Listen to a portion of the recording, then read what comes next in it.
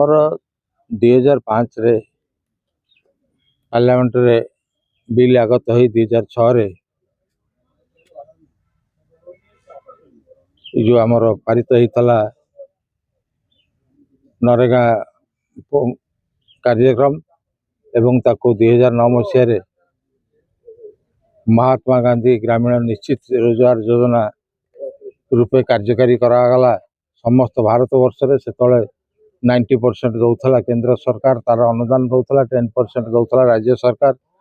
आ द्वारा लोक मैंने गांधी मूर्ति रे धारणा देवार मुख्य उद्देश्य होची आज भुवनेश्वर जिला कांग्रेस कमिटी तरफ भुवनेश्वर गांधी मूर्ति देवा धारणा दौर। धारणा केवल एठी नुह सारा राज्य रे एवं सारा देश रे ए प्रतिक्रिया सृष्टि होईची। सबु जगह रे गांधी मूर्ति तले आमे धारणा एथि दौचु जो गांधी विचार को नष्ट करिवा पई ए जो हीन उद्यम ए बीजेपी सरकार मोदी सरकार करिची एवं एक महान व्यक्तित्व जहाँ सारा पृथ्वी रे जहाँकर व्यक्तित्व ताहांकर विचारधारा ग्रहण करिची।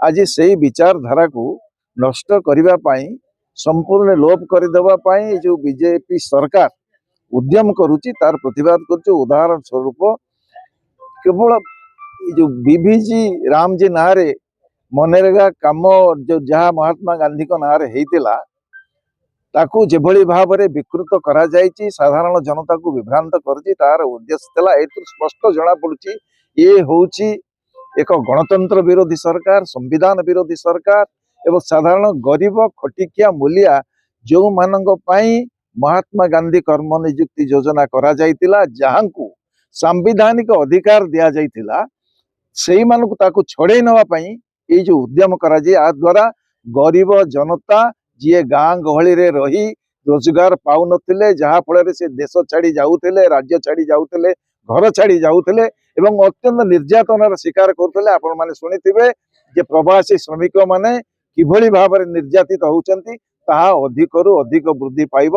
तार कारण होउची आगरु राज्य सरकार 10 भाग दउथिले, केंद्र सरकार 90 भाग दउथला।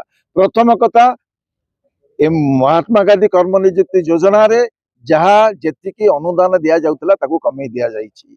राज्य सरकार 10 भाग दउथिले, केंद्र सरकार 90 भाग दउथिले, ताकू 40 भाग करा जाइछि। राज्य सरकार देबे, केंद्र सरकार 60 भाग देबे।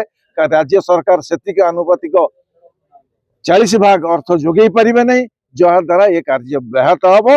साधारण जनता जो माने गरीब लोक गाँ गहली रे रहउचंती से माने काम पाइबे नहीं, अधिक हा हुताश भितर को जिबे। तृतीय कथा होउची राज्य रे विभिन्न जिला रे निर्दिष्ट करा जाउतला किए किभली कोठी काम पाइबो, को अंचल रे गरीब लोक होचंती ता स्थिर करिवो केंद्र सरकार स्थिर करिवे एवं आड़ देखैबे जे गरीब जनसाधारण करिया पई आपनकर राज्य सरकार कोनोसी भूमिका नहीं। तेणु सहजरे लोकन को खसी जा पई किंतु जहा जो चित्र देखा जाउची जे गरीब जनता को अधिक काम जोगेवा पई, गरीब जनता आर्थिक स्थिति वृद्धि करिया पई यह संपूर्ण विभ्रांतिकर।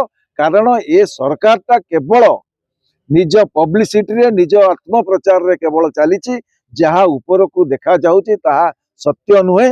गरीब साधारण गरीब खटिकिया मूलिया आधीर अधिक हा हुताश विषय को जीवे तो काम पाइबे नहीं एवं ये जो संवैधानिक अधिकार से माने हरई बसिबे। ये सरकार तांकर संवैधानिक अधिकार नष्ट करुची, गांधी विचारधारा को नष्ट करुची।